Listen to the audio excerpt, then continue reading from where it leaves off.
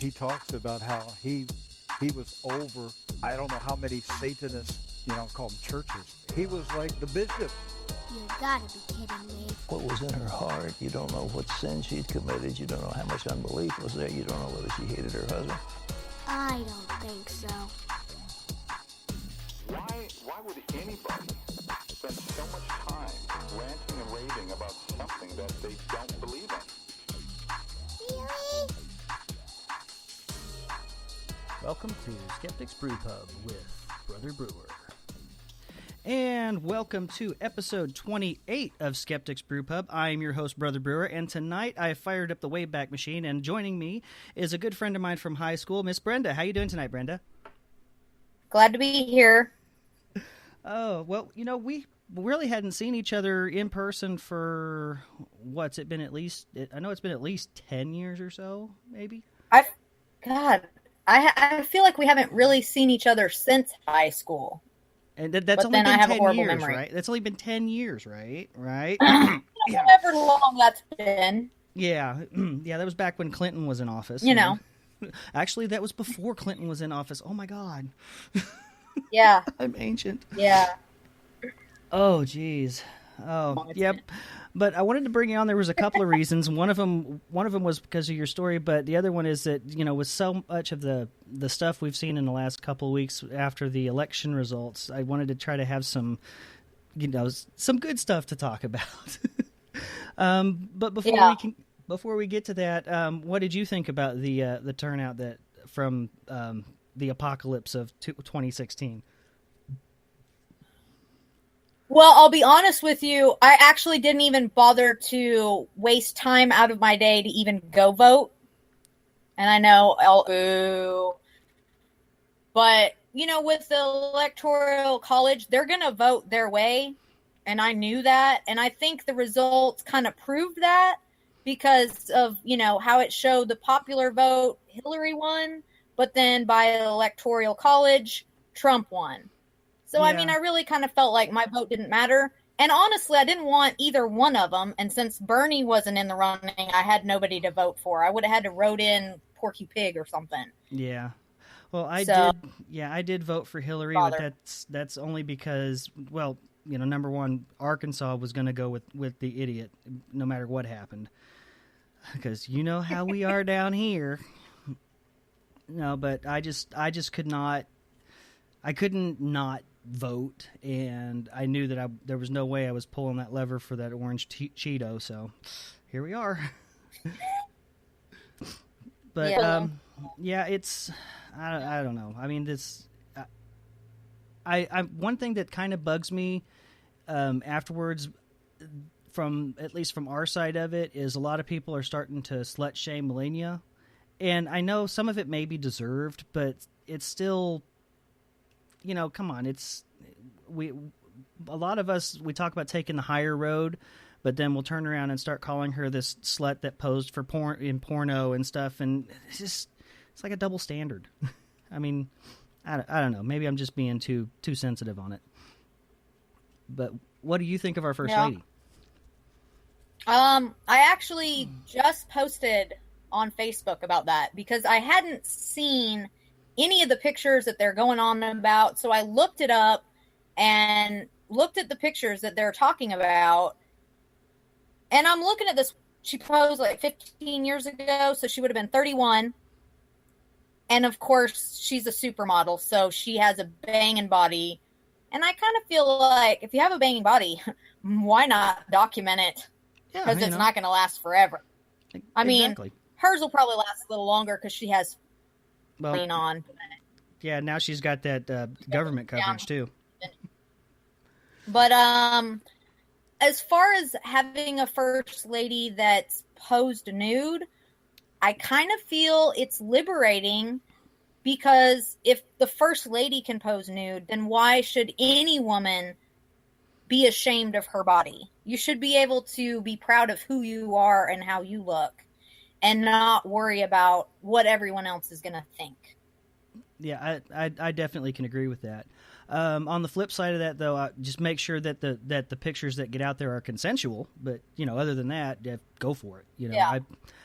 I am very I like to think of myself as a bit more sex positive, but then again, I'm a card carrying atheist now, so none of I try to get rid of a lot of those hangups.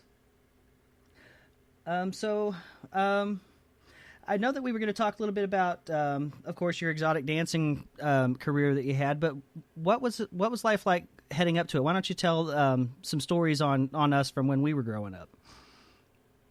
Headed that way, so to speak. Well, let's see. Us growing up together. Whoa, how old were we? We were like 14, something like that when we met. Yeah, I think you and Shauna were like freshmen, and I was like in my junior year. Like grade. Yeah, we were. Yeah, you were older than us. Yeah, it's a little bit. Yeah, like you and Trisha, we all flocked together anyway. Yeah. So yeah, what was it like for you growing up in North Central Arkansas where we were at? I mean, I know for me, it was, since I lived out in the sticks, it was, if school wasn't in, it was kind of lonely. What was it like for you out there? Kind of the same way. I was on a dirt road that was 2 miles long, connected to a 6-mile empty highway. So like the nearest town was 30 miles away. So any neighbors, no kids that were like my age or anything. So yeah, I spent a lot of time outside in the outdoors and identifying plants and animals and just being on my own and alone with my thoughts. But also I chose to spend a lot of time away from my house too, because there was some sexual abuse that was going on at my house that of course nobody really knew about.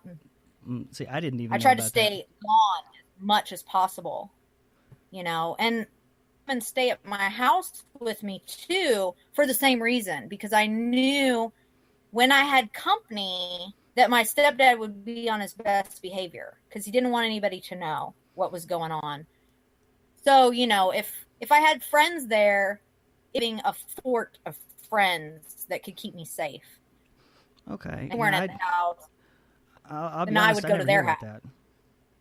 No one did, really. Yeah, I'd never even imagined it. But then again, of course, I didn't know your folks that well either. So. Yeah. She spent most of her life like a little ostrich with her head in the sand. And I had some anger towards her about that for a long time, but we've kind of patched that up. I mean, I still hold a little bit of anger towards her because of it, because I feel like she should have protected me.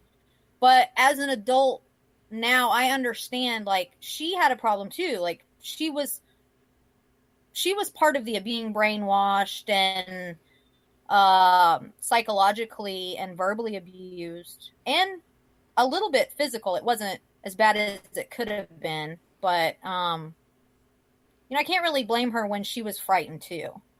Right. So, and I think of dancers have that in their past.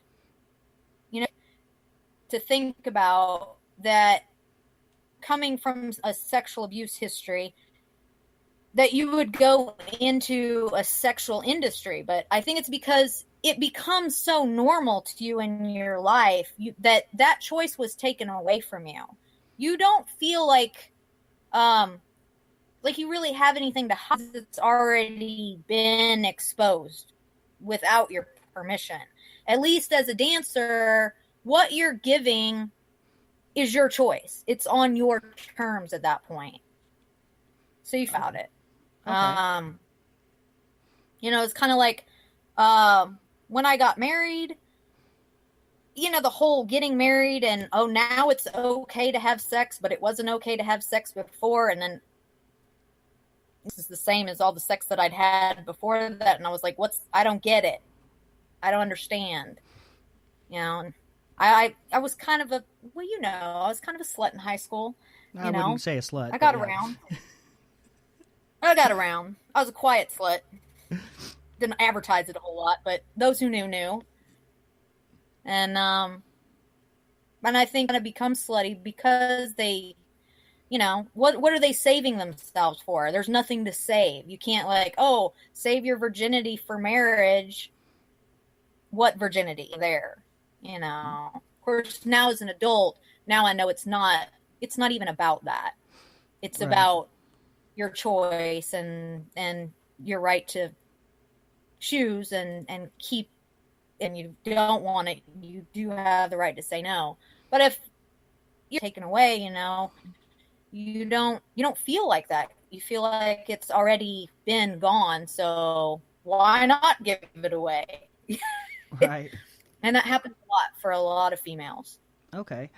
So what, we talked a little bit about that, but what, how did you get started into dancing? I mean, was there an advertising process? Did someone put an ad out in the paper and say, hey, we were looking for dancers, and you happened to show them your resume?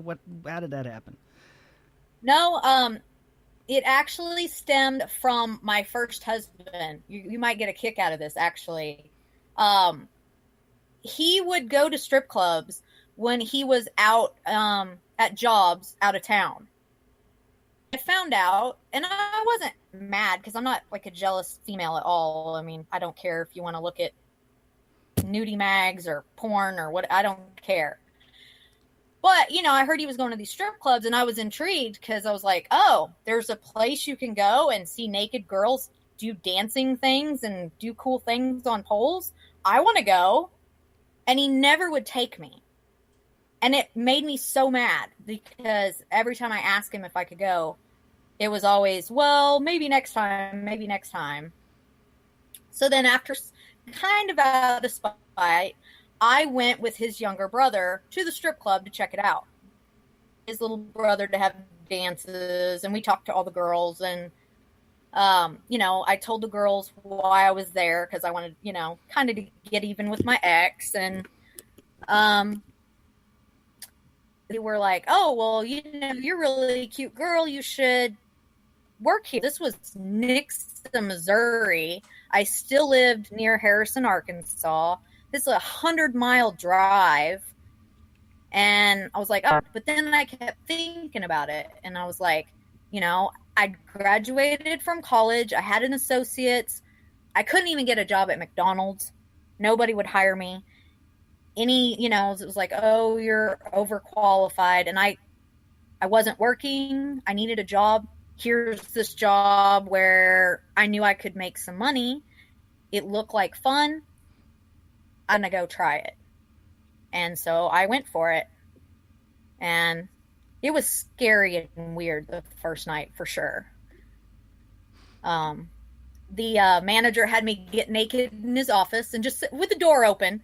There's other dancers coming in and out and bar staff and I'm, sitting in a chair buck naked having a regular conversation with this manager like it's nothing. And he's like, well, if you can't have a conversation in this room with me with people walking in and out, you can't get on my stage and get naked. You'll freeze. And I can't have a girl freeze on my stage. Mm-hmm. So it was like kind of like a sink or swim kind of situation. But it was like he was trying to ease me into it because he knew here's this little country girl that grew up in the middle of nowhere in Bible Belt, Arkansas. I'm not putting her on my stage until I know she can do it.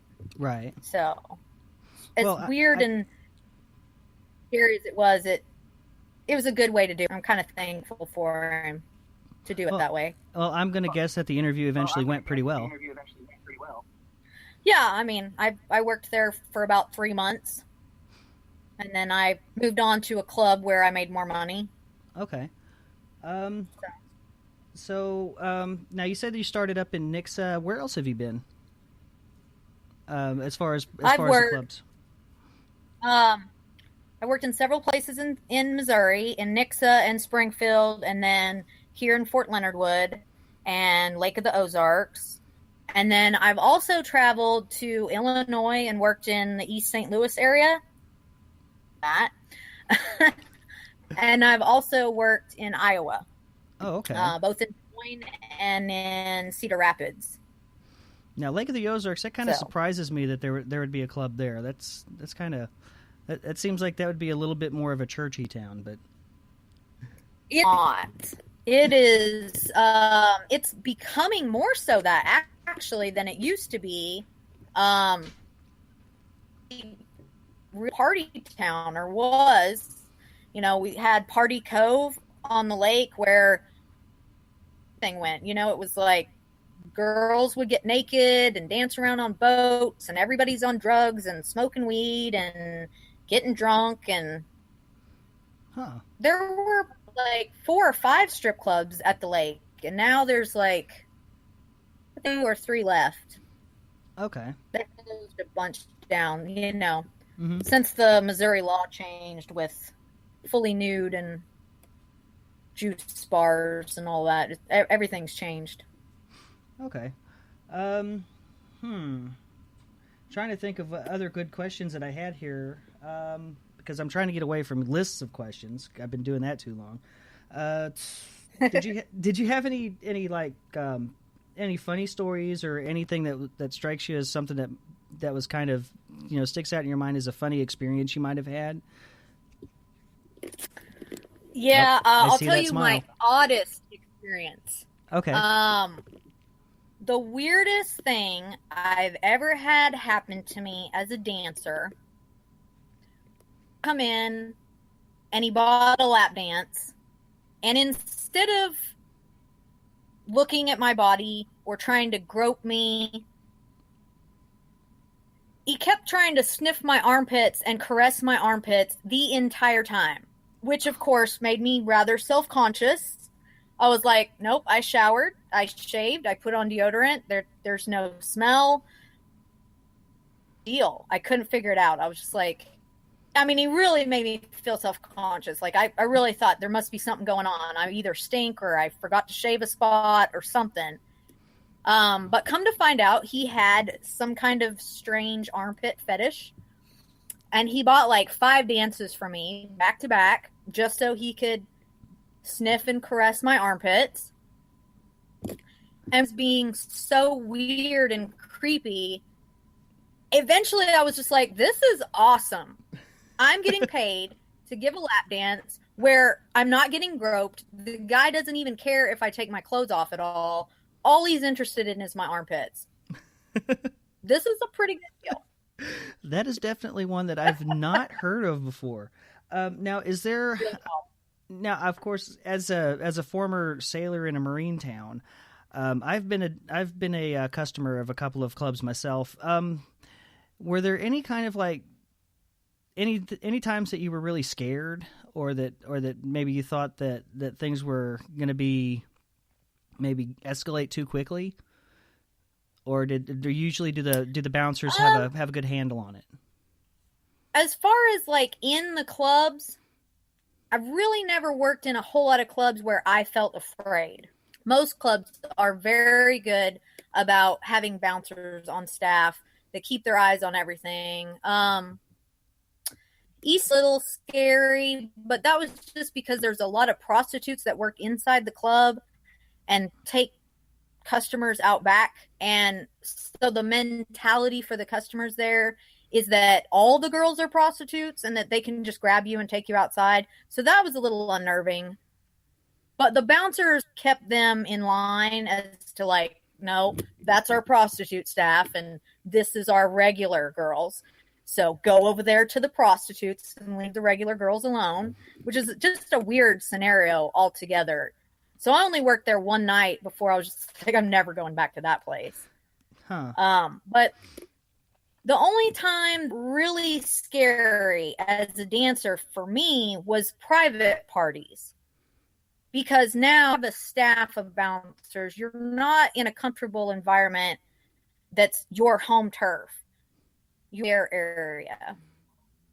I had one private party that a dancer had set up, and we went farm, and they had everything set up in this barn, which was just kind of creepy to begin with. You have all these guys that act like they've never seen a woman before in their life, and they're all in a circle around you, and of course they want you to do way more than what you're willing to do, and they got really, they were pretty much wanting all us girls to basically do like a live porn in front of them. And, we were like, we've got to get out of here. So we told them that we had to change clothes to move on to the next stage of the show. And our bouncer kind of created like an interference with them so that we could go back, change into our regular clothes, get all our stuff packed up, and get out of there. And they ended up like following us down, chasing us out of there. And we managed to get away. It was all fine in the end, but it was just like, I'm never, ever, ever doing another private party that isn't gone through ahead of time. That one was just way too much. Okay, so it definitely wasn't. I was afraid that we were either going to get killed or raped. I was actually afraid there. Okay, yeah, that would kind of freak me out. I think that's something that I guess we as guys don't really think about a whole lot. Because, I mean, when you think about the male escort or the male dancer side of it, you think of Channing Tatum in the whole whatever movie that was that my wife loves. Magic Mike. Yeah, exactly. That where he stole my body and he just never gave it back. But yeah, you don't think about it from a girl's perspective. It's not like that for male dancers either. Like movies like Magic Mike, like, oh, these guys do all this stuff and they're practically having sex with these girls. It's really dangerous for male dancers as well. I have seen some crazy stuff go down where their minds, sometimes they're worse than men. I mean, they'll like grab onto these guys and try to drag them down and basically try to rape them right there. And it's like, you see these guys, like they actually have looks of fear on their faces where they're trying to get away from these private parties. Or, or they'll do shows in bars and they'll have to keep these girls from ripping them apart. It's just crazy. Man. Oh, so it's not anything like the movies, I guess, on that end either. I was thinking that for guys it might be a little bit easier, but I guess maybe it's not so much. Yeah, it's just as dangerous for them. I actually had a girl that for her bachelorette party she hired a stripper, and he came to the hotel room and did the show, and everything was fine while the show was going on. And as the show progressed, the girls kept getting a little more pushy and a little more handsy. And he finally got the clue that it was probably time to get out of there. So he packed up his stuff and he left the room. But stolen his car keys to keep him there. And he had to come back to the hotel room and fight his way through these girls to get their keys. And me and another girl kind of had to corral these, get them to leave him alone and let him leave. I was like, hey, I could have a wife or a girlfriend, or maybe he's got to go to, just let him go. It wasn't with you, or he was doing the show and now it's over. It's time to let it go, ladies. I mean, they got crazy. I guess that's something that I still don't understand, as maybe it's because I'm more of a decent human being than some people, but I know that dancers, they're making a living like everybody else. I mean, that's if you hire them, even if you're hiring them for a private party, you're hiring them to dance. And you're not necessarily trying, you're bringing them in and you know that it's going to be wall-to-wall sex. That's not what you brought them in for. And if that was, then you should just hire a prostitute, because that's what they're for. It boggles my mind sometimes when I hear some of these stories, like, but that's not what they do. These people are, yes, they make money with their bodies, but they're not there to have sex with you. They're there just to entertain. So I don't get why people would try to attack or to try to just pin you down and have you do things that you're not willing to do. It doesn't make any sense to me. I think part of the problem is that, there's a lot of movies out there where they depict strip clubs as basically just being a sex hub. A lot of the things that they show in, especially music videos, they're the worst for showing things that are just not what goes on. And I think, the stereotype of strippers being whores is just put out there so much in so many places that people into it ignorant, not knowing what it truly is supposed to be about. And, and it's kind of like the way that people overact at music festivities too. If you go to a concert, well, Justin Bieber, let's use him as an example. You got these young girls who are so young they shouldn't even be having sex, but they go to a Justin Bieber concert and it's like hormones unleash and they're trying to crawl up on the stage and pull him down. And I mean, it's just like a free-for-all. It's a madhouse, and it's of energy, and it's contagious between these girls. And I think kind of the same thing happens in a strip club. It's like, oh, you're hype, and the girl's naked, and she's close to you, and she's trying to make you think that she likes you more than she does, and you get hyped up about it. And I think it just gets carried away. Okay, yeah. Now, what was management like when you worked in these clubs? I mean, were they very supportive of you guys? Because I've heard in a lot of places dancers are a lot more like independent contractors as opposed to employees. So what was it like working with some of the management? Every club is different. And of course, a lot of it depends on what state you're in and the laws that are involved as to how strict the managers will be. That I've worked at, management, the owners, the girls, there was a really high level of respect and great communication, everybody working together as a team, trying to keep drugs and alcohol to a minimum, which you can't cut it all the way out, no matter how much you try. And then there's other clubs where management kind of encourages girls to be on drugs and be all fucked up on alcohol because it means that they can get laid easily. Some of them like to use it as their own personal, they'll manipulate the girls to thinking that, well, if you want to keep this job, you've got to do something extra. And, some of these girls are years old and they're naive and they don't know that they're being fucked with, so yeah, like I said, it depends on the club. The club up here at Perry Base, they're a little more all about the bar making money and making money off the girls more so than supporting the girls. They actually put up a poster. You know how employers have a safety poster, so many days since our last accident. Mm-hmm. This club put of so many days since the last stripper cried. Oh, wow. And they would actually make it a goal for her to cry so that they could change the sign to say 0. Management joke.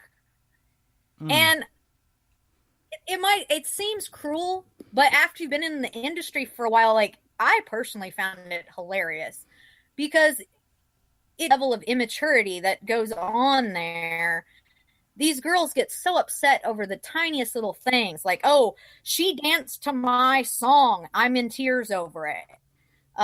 She's wearing the same outfit that I have on, so I'm gonna lose my mind over it.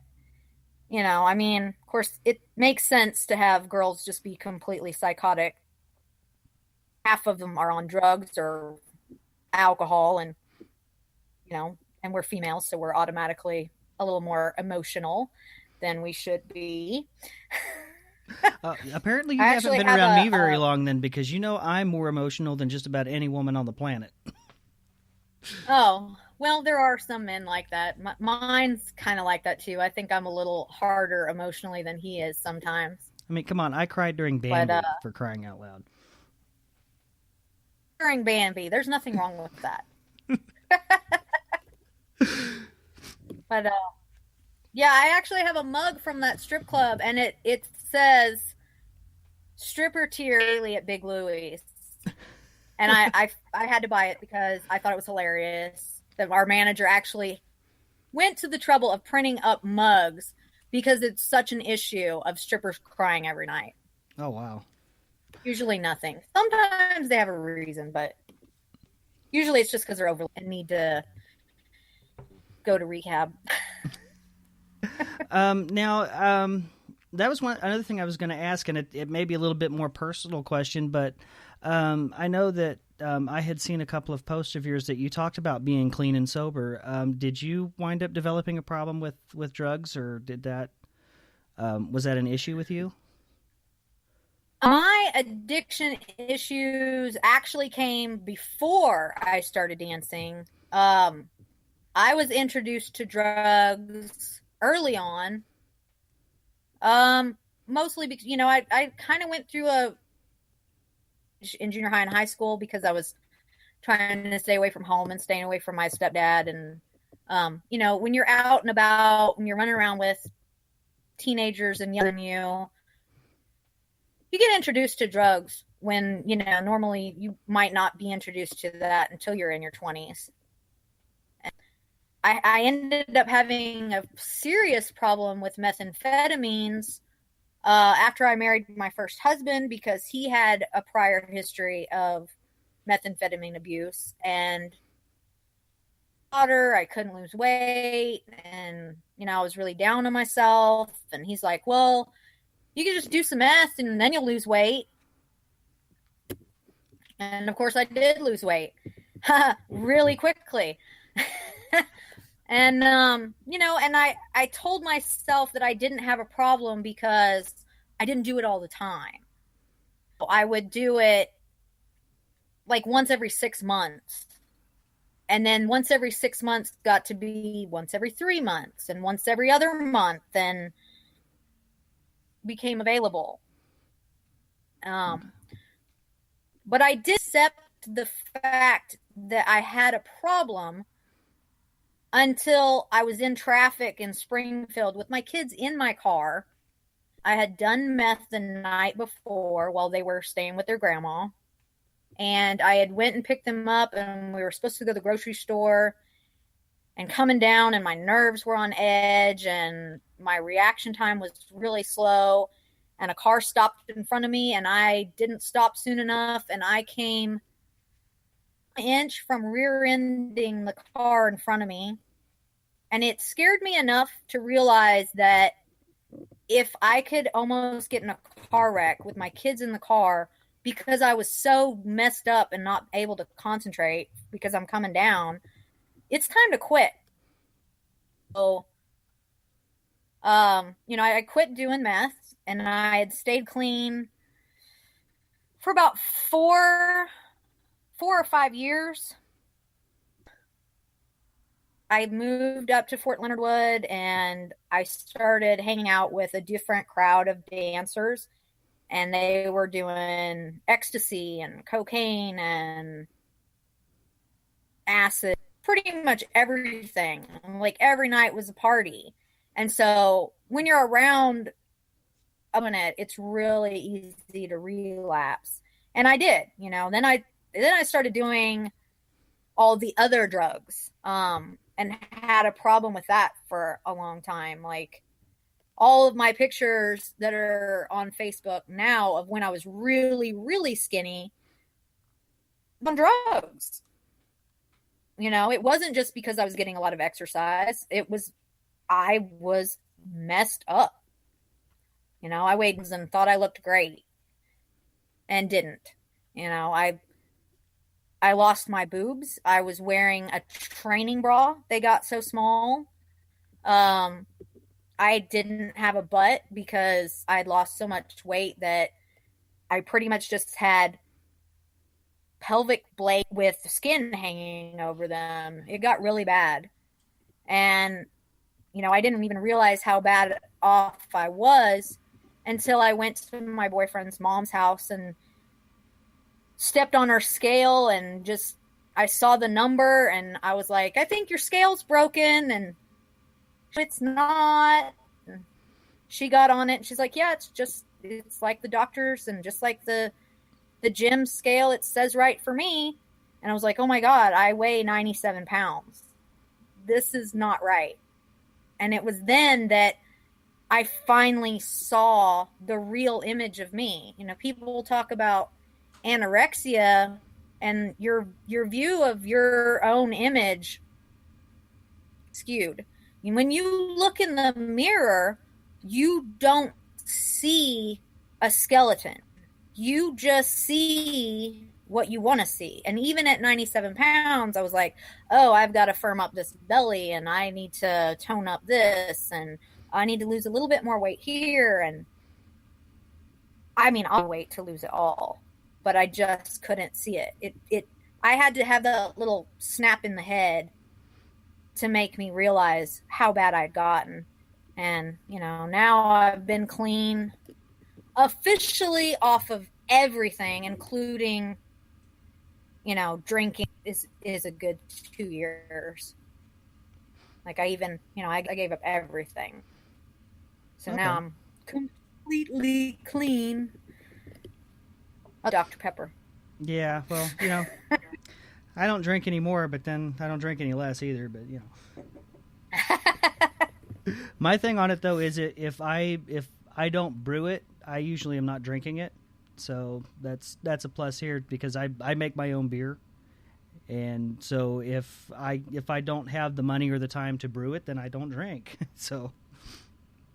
Well, and at least you know exactly what's in it too. As That's opposed to, illegal street drugs, you never know what you're going to get, and that's true. A lot of people that are dying of overdoses, they're not dying because they did a drug.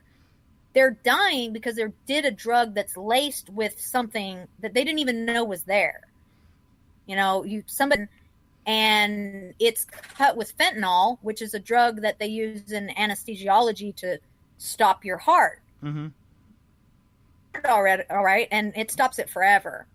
And then you die. And you don't even know that you bought something that's bad. And it's not like the drug dealers are going to tell these people. Right. They don't care if they're money. And it's a really hard thing to get across to people, especially people that are addicts. Like, they don't see that they have a problem. They stop whenever they want, and they don't want to stop. That's the most important thing, is that they really don't want to stop. Right. And I actually just last week that one of the young girls that I worked with the club here at Fort Leonard Wood died in a car wreck. And a girl who worked in Kansas City had died of an overdose. So, like, two strippers dead in the same week. Wow. It's just crazy. Yeah. Wow. Jeez. Addicts are dropping like flies around here. Man. Crazy. So And they don't get it. Yeah. Yeah, I can see where that's tough. I've got some family that I just want to beat some sense into them because they don't get it either. I mean, it's gotten to the point where they've even lost their kids, and they just still don't get it. And I want to strangle them. I really do. And it's sad because as a family member or friend, and you want to help these people, but you can't, because if losing all their friends, having their back on them, losing their children, losing their jobs, up in the hospital because they almost overdosed over and over, if all of those things haven't shocked them into realizing that they need to get clean, no amount of is going to help. Like, they just have to do it on their own. And that's the hardest part, is that you want to help them, but you honestly can't. All you can do is say, you need to get clean, and I'm here for you, but you got to make it on your own. You have to want this on your own. And until they want it themselves, clean. Yeah, it's not real. I've had to tell my dad that too, that you just have to let them hit rock bottom before you have to stop trying to give them money and helping them, because it's not going to do any good until they decide to turn around on their own. And I think that's probably the hardest part. So to get to the bright side of everything, what are you doing now? I mean, I take it you've retired. Yes. I'm going to be 40 this year. Oh, you so puppy. All the girls that work in the strip club are my daughter's age. Most of the customers that come in are my son's age. It's just kind of an uncomfortable feeling, for an adult that's not really into children. So I had to get out of there. It was uncomfortable. I decided that, there comes a time when you're just too old to do this. I enjoyed dancing. I did it for 13 years, and it's a great workout. It's a great way to meet people from all over the world. I had lots of travel opportunities that I'm appreciative of. But, there's a lot of that dark side of the strip club, too, that I wish I hadn't had to deal with. I'm really honestly glad to be out of it. As a person that doesn't drink or do drugs anymore, I don't want to be around other people that do. I don't want to be in a bar with all cigarettes and drunk people acting stupid and falling all over you. Right. So I'm glad I'm still around soldiers that occasionally I have to deal with a drunk one once in a while, but now it's like once every 6 months I have to deal with a drunk soldier instead of every night.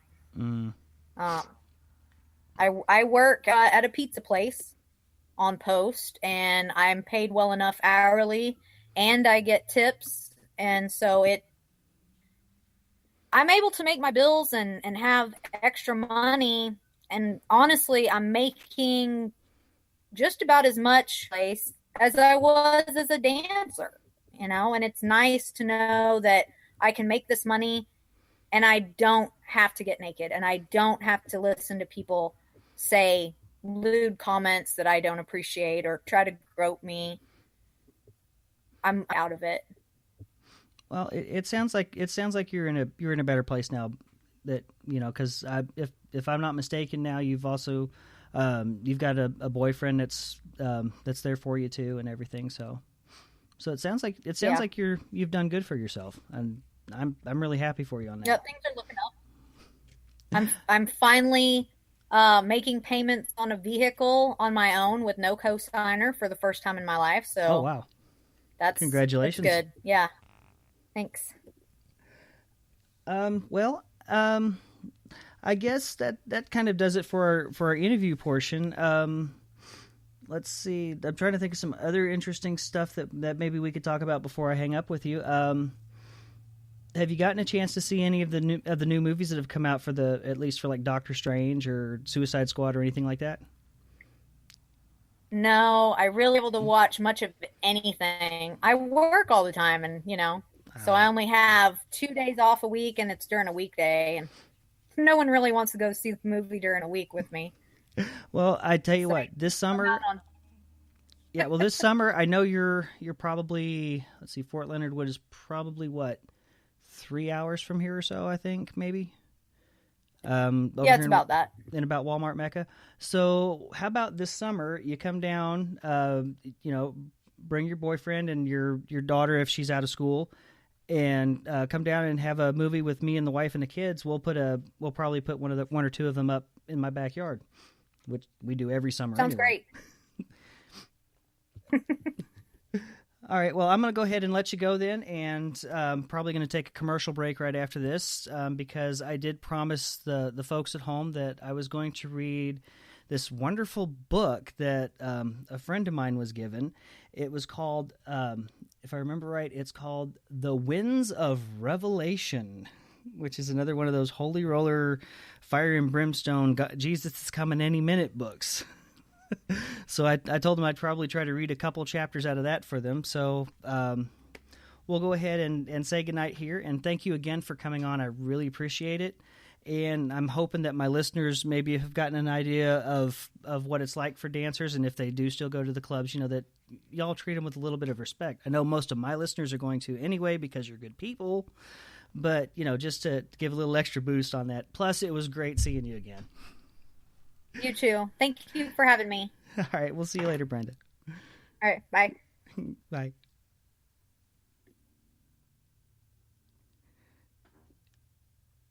And that was Brenda staying on with us for the show. I'm going to go ahead and take a quick commercial break. And when I come back, like I said, we're going to break into that book.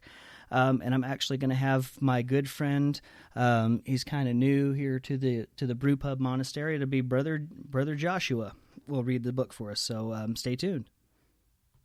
What does freedom of speech mean to me? It means standing up for what you believe in and fighting the injustices and trying to make a difference in a country where ignorance and intolerance make up most of its history.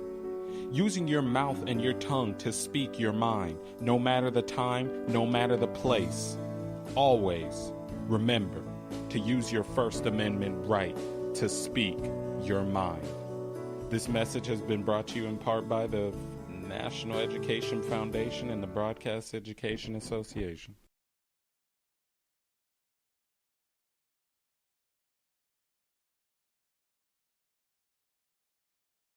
Some people think atheists just want to rebel, and we don't want to accept God. We don't want him. I would love to, but we have a country that's 78% Christian. I have family that's very fundamentalist Christian, and I haven't told most of them because I don't want to get rid of them from my life, but they may get rid of them from me. I would love, if there was a God, for him to show himself and to accept it. But for now, there's a community of people who have been harmed from it, and we're creating a community of our own, and we're there for each other. Like, that's the reason we're here together. It's not because we hate anything. It's not that we're here to make a podcast about how much we hate God. It's about, we don't accept this thing that somebody else says, and we may be in problems because of that societally. So we're just going to make our own friend circles. Do you occasionally suffer from bouts of rationality, cognizance, and literacy? Are you constantly baffled by the failure of your fellow hominids to comprehend simple principles like evidence, statistical significance, confirmation bias, and logic? Do your jaws ache from constantly holding your tongue in polite company? Do you find yourself tempted to stand on tables and scream, "The Bible also says rabbits chew their cud"? That's not an allegory, and I'm not reading it out of context, you frothing nincompoops. It's just wrong! Well, then we have the book for you. The Scathing Atheist presents Diatribes, Volume 1, 50 Essays from a Godless Misanthrope. This collection of epic rants was painstakingly chosen as the 50 best diatribes presented on the Scathing Atheist podcast out of the first 50. It's as effective against headaches as homeopathy, as accurate at predicting the future as astrology, more powerful than a power band bracelet, more efficient than a dowsing rod, and more potent than prayer. So look for it at an online ebook retailer near you or find it at scathingatheist.com. Diatribes, Volume 1, 50 Essays from a Godless Misanthrope by No Illusions. Claims in this ad have not been evaluated by the FDA. Ebooks may be harmful or fatal if swallowed. If you experience an erection lasting more than 4 hours, you must be doing something right. Do you know where Saskatchewan is? Probably not. It's in Canada. If you do, you might know a city named Regina. In Regina, there's a studio. And in that studio, there are, at least once a month, a bunch of skeptical atheist geeks and goofballs who get together to do a podcast. We are the Brainstorm crew, and we're trying to help spread a bit of reason and critical thinking while still having fun. Never taking things too seriously, but still not accepting everything we're told. We go through different topics, exploring them in depth, and often disagreeing. We try to stick to provable facts, and we never trust in myth. That's why we say we're woo-free since 2013. You can find us on iTunes, Stitcher, or Spreaker under Brainstorm, or check out our website, brainstormblog.net. I can't promise you'll always agree with us, but I can promise you'll have fun listening to us. Atheism is not just about not believing there's a God, but on the assumption that there is one. What kind of God is he? It's perfectly apparent that he is monstrous, utterly monstrous, and deserves no respect whatsoever. The moment you banish him, your life becomes simpler, purer, cleaner, more worth living, in my opinion. Today in school, I learned a lot. In chemistry, I learned that no one likes me. In English, I learned that I'm disgusting. And in physics, I learned that I'm a loser. Today in school, I learned that I'm ugly and useless. And in gym, I learned that I'm pathetic and a joke. In history, I learned that I'm trash. Today in school, I learned that I have no friends. In English, I learned that I make people sick. And at lunch, I learned that I sit on my own because I smell. In chemistry, I learned that no one likes me. In biology, I learned that I'm fat and stupid. And in math, I learned that I'm trash. The only thing I didn't learn in school today... The only thing I didn't learn today... The only thing I didn't learn... is why no one ever helps. Kids witness bullying every day. They want to help, but they don't know how. Teach them how to stop bullying and be more than a bystander at stopbullying.gov. A message from the Ad Council. Hi, my name's Callie. And I'm Ari. If you're like most of us, you're very concerned about the gay agenda's plans for world domination. Are you tired of seeing glitter all over every damn thing? Do you hate rainbows as much as any other red-blooded American? Then we have the answer for all your baseless fears and unjustified paranoia. Presented exclusively on Secular Media Network, the Gaytheist Manifesto is your source for news, commentary, discussion, and debate at the intersection of the atheist movement and the LGBT rights movement. You can find us on Spreaker, iTunes, and at gaytheistmanifesto.secularmediagroup.com. If you're not ready to get in line for your mandatory gay marriage and you're terrified of short-haired women in pantsuits, come have a listen and get up to date on their plans. You'll be glad you did.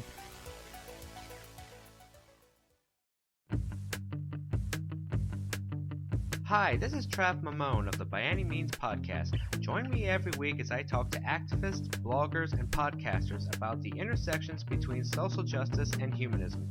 Go to www.byanymeans.com, that's by spelled B-I, to listen to the podcast and read my blog. Besides, aren't we all a little bi-curious?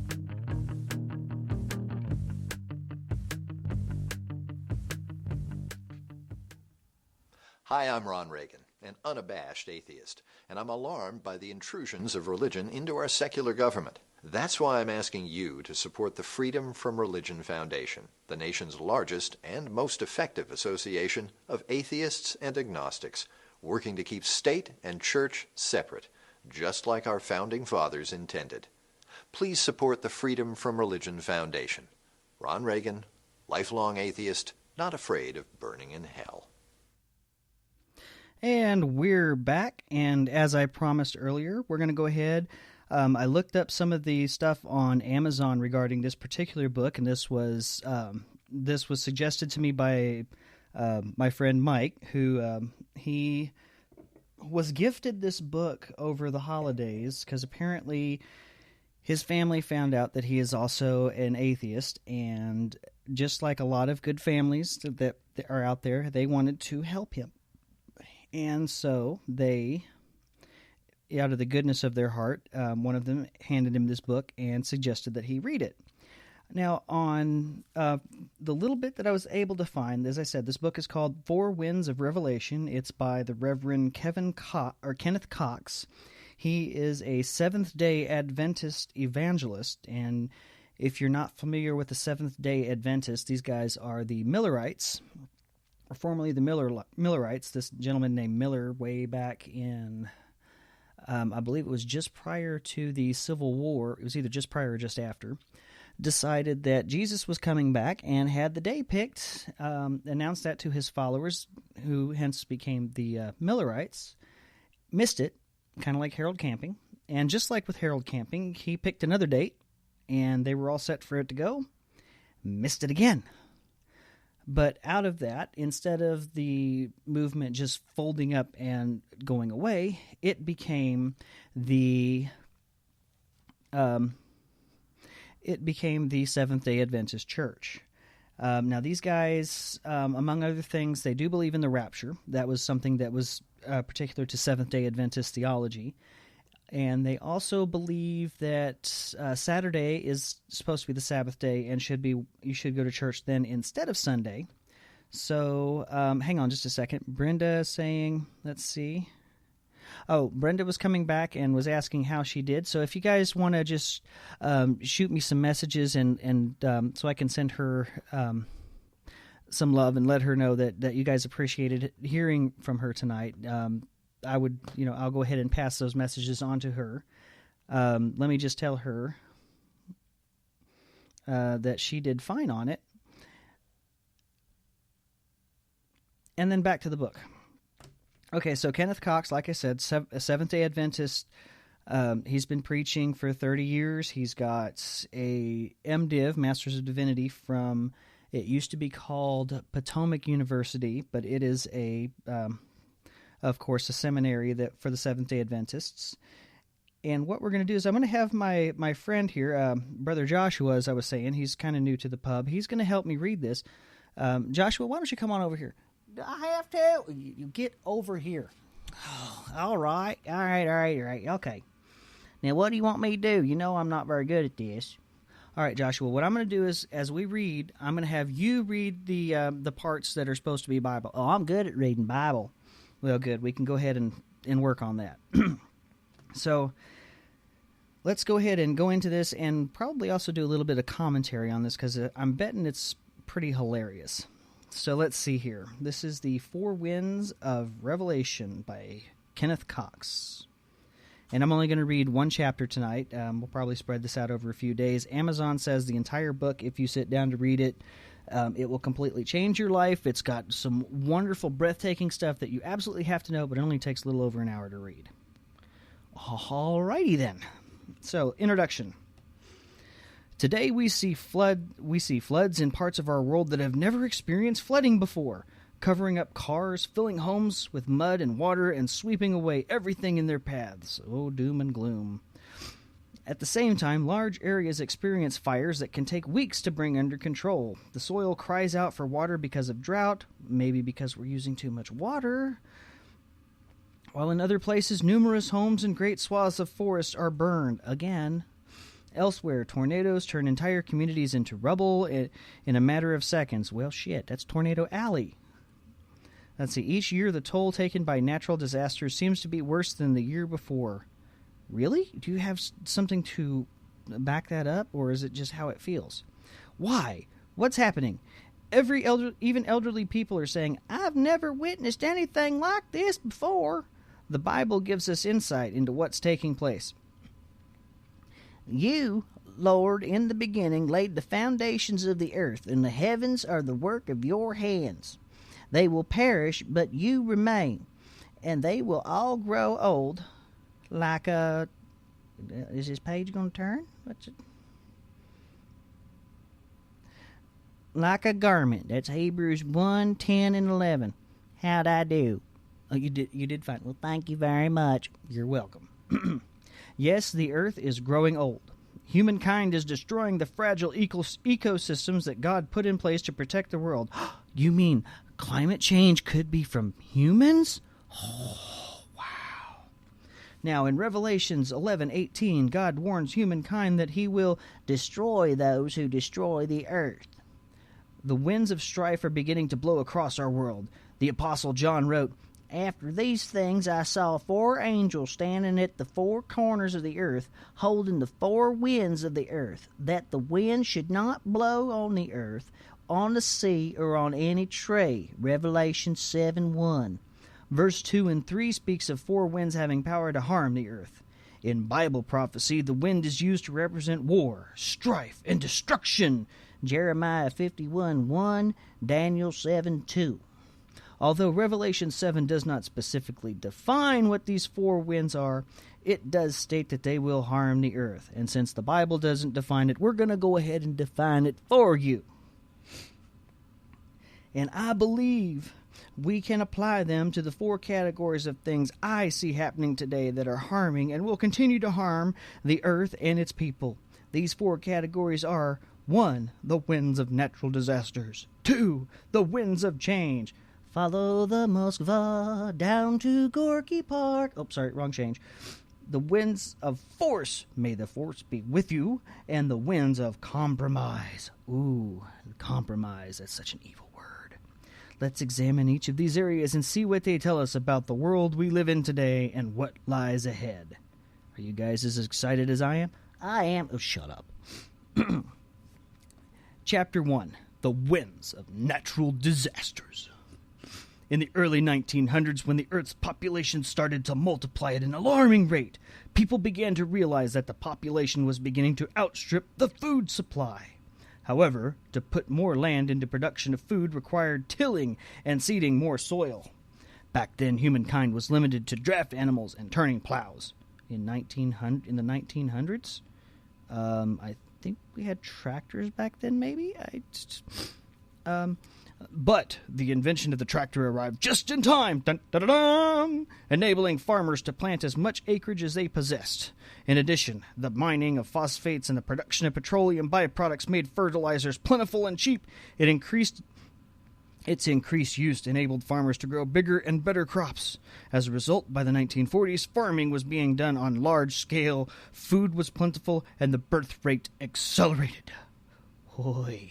Of course, having a bunch of sailors and soldiers going overseas and then coming back 5 years later and getting screwing everything that moved didn't necessarily hurt anything either.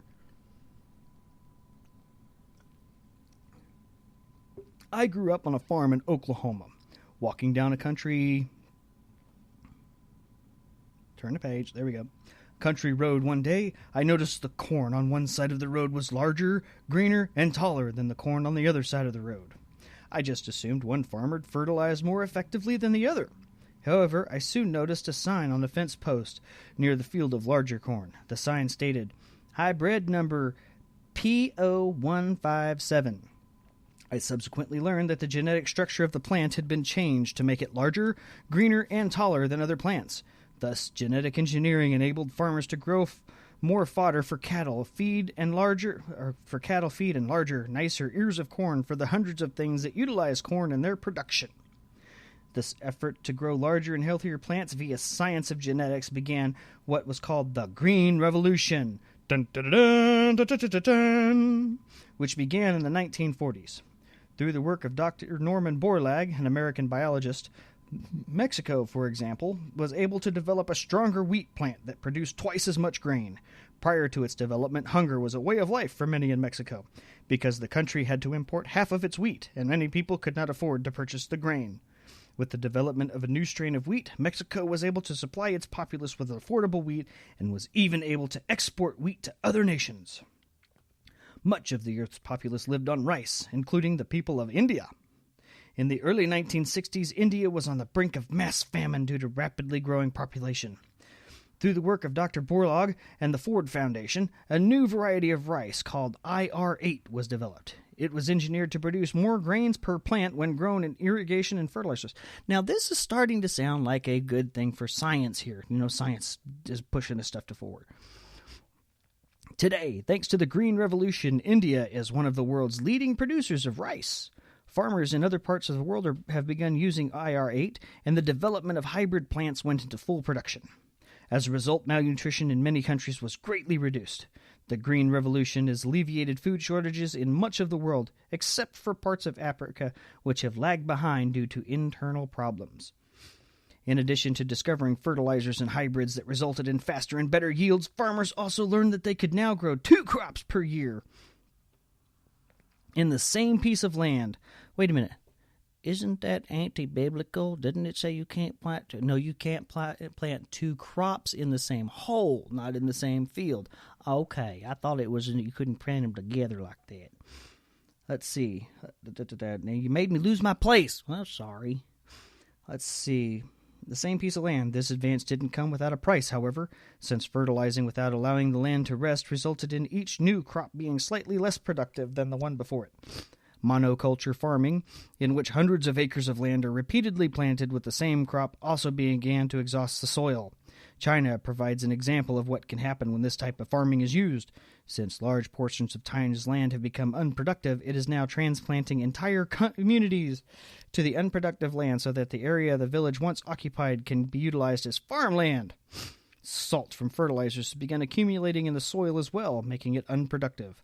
In fact, over-fertilization, soil depletion, desertification, and deforestation of the world's soil has contributed to making the 11 billion acres of land unproductive, which represents 45% of the Earth's vegetated surface. Gee. Let's see. I'm wondering if someone could fact-check that for me and get back to me on that. Let's see. One of the main ingredients in fertilizers is phosphate. The African nation of Morocco and Western Sahara contains 80% of the world's supply.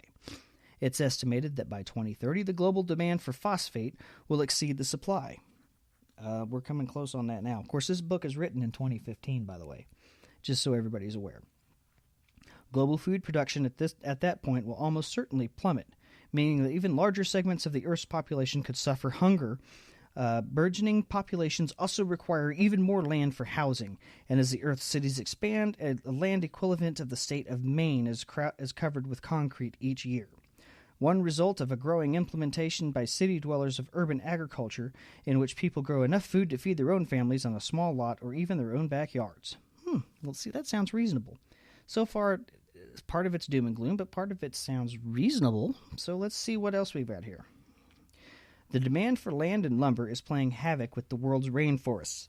At one time, rainforests covered 12% of the Earth's surface. Today, it's a mere 2%. That much is true. 1.5 acres of rainforest disappears every second, which equates to an area of land the size of New Jersey each year. The rainforest supplies 20% of the Earth's oxygen, and they recycle the carbon dioxide we produce. I'm still trying to figure out what this guy's trying to say here, other than global warming is bad.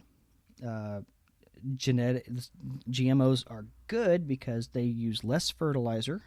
So far, this is sounding really good for science. He's breaking his own argument here that for God. So I'm trying to figure out where God's coming into this.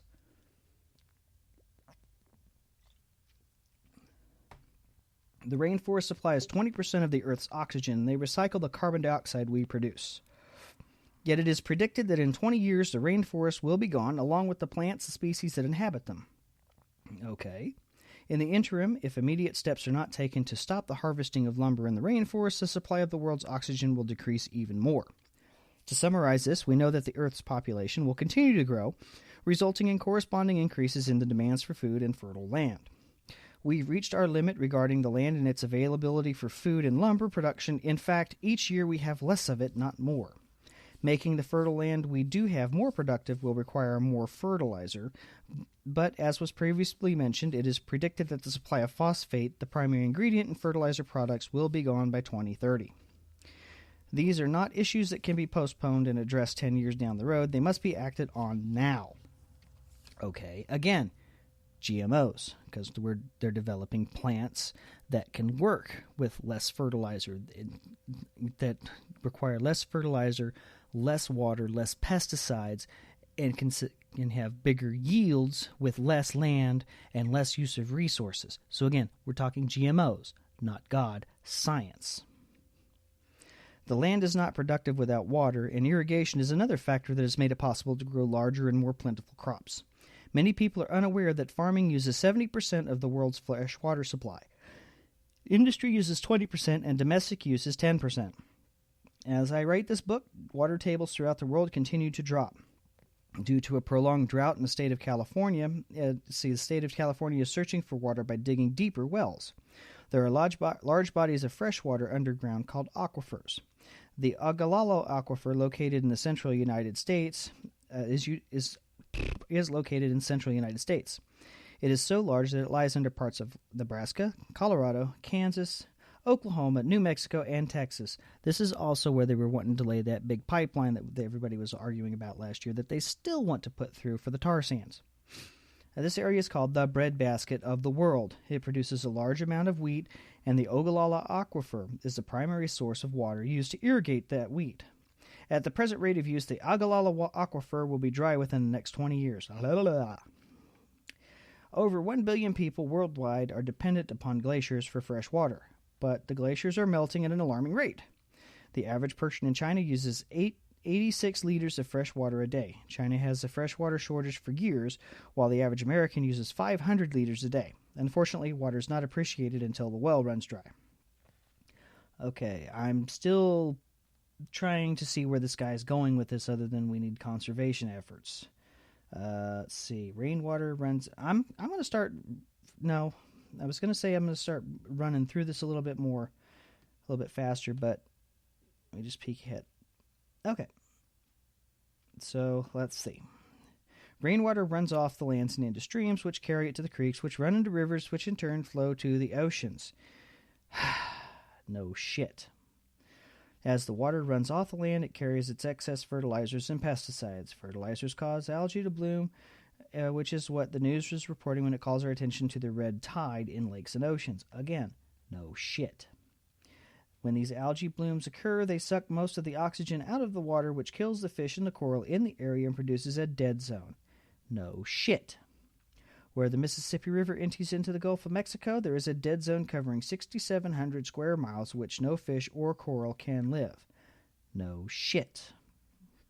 There are more than 400 such dead zones throughout the world. Many scientists believe we've gone too far in depopulating the ocean so that there's no way we can save them.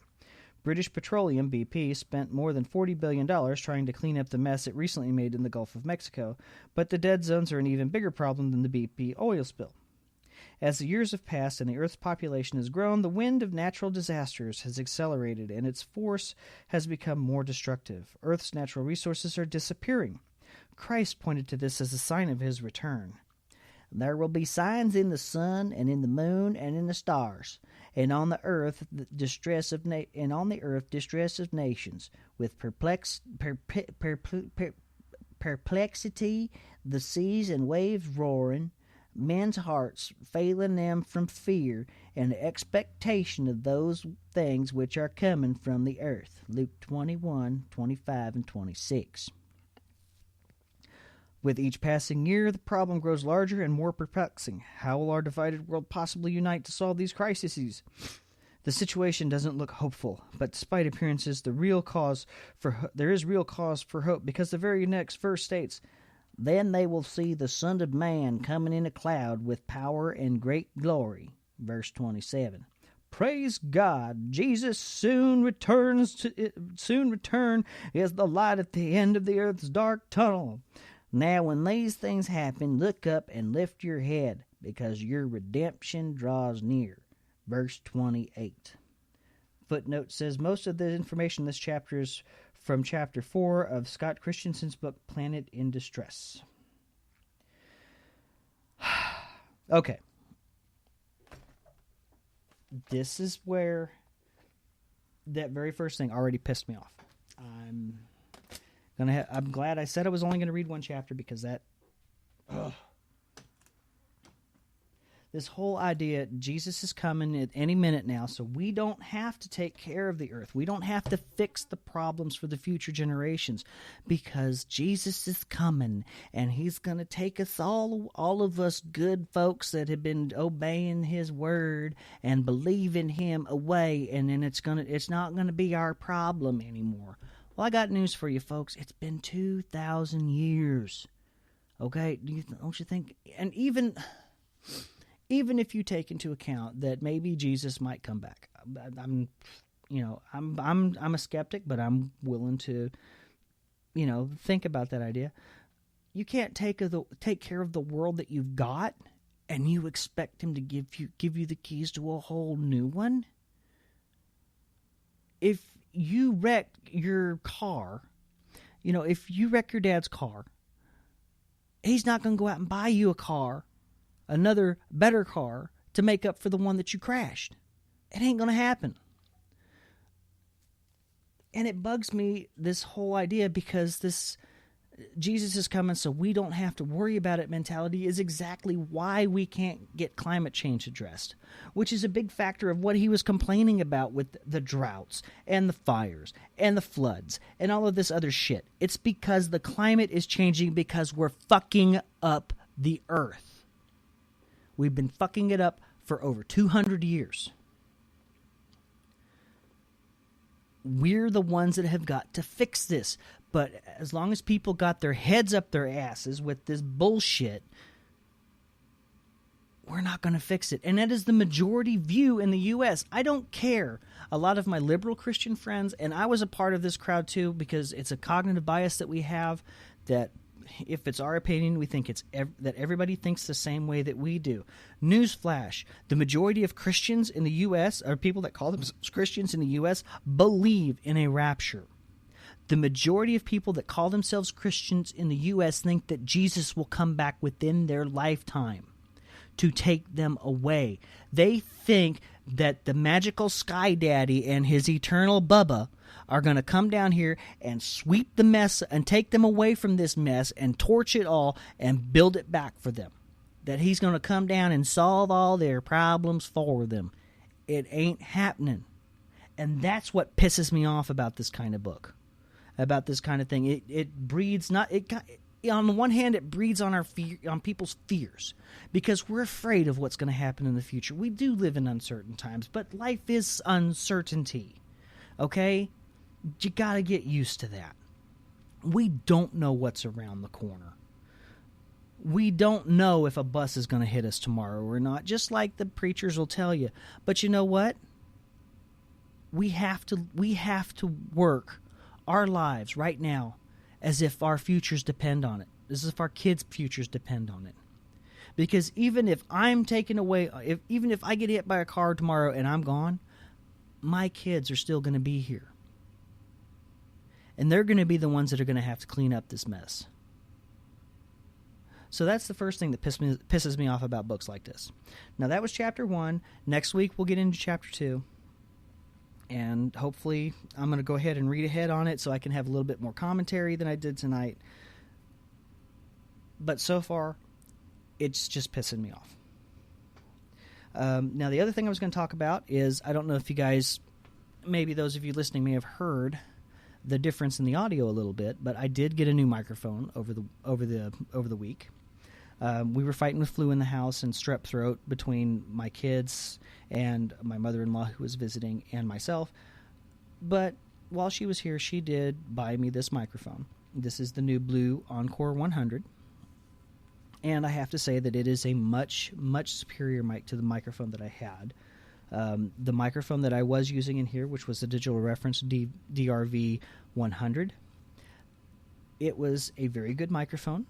It sounded wonderful, but there was a lot more background noise that you're not getting now from this mic. It was also a little bit tinier, but overall it was a great mic for what it did. But I'm retiring it now, and we're going to work with this one, and I'm pleased with it so far. And I do recommend.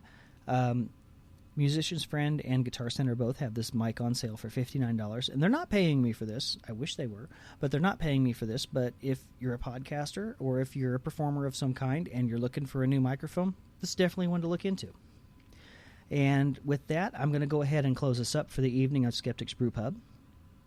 It's been a good night. I want to thank Brenda again for coming on and talking with us. I hope that our conversation was enlightening, that you guys do understand a little bit more of maybe what the life of an exotic dancer or people that work in that kind of an industry is like, and that they're just people like us, like anybody else. And just like the rest of us, they're using their talents, the talents that they have, to make a living. And so, so be sure that if you do go to strip clubs, you treat the dancers with respect, that you understand that they're people too at the end of the night.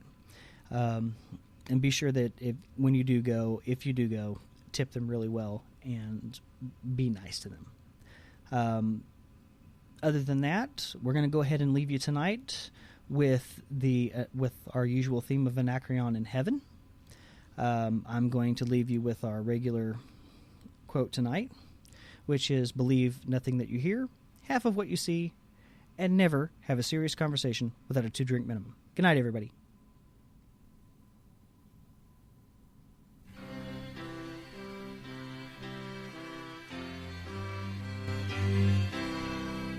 Anacreon in heaven, where he sat in full glee, a few sons of harmony sent a petition that he their inspirer and patron would be.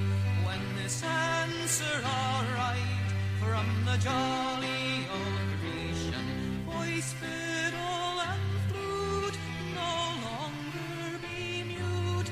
I'll lend you my name and inspire you to boot. And besides, I'll instruct you like me to entwine the myrtle of Venus with Bacchus's vine. And besides, I'll instruct you like me to entwine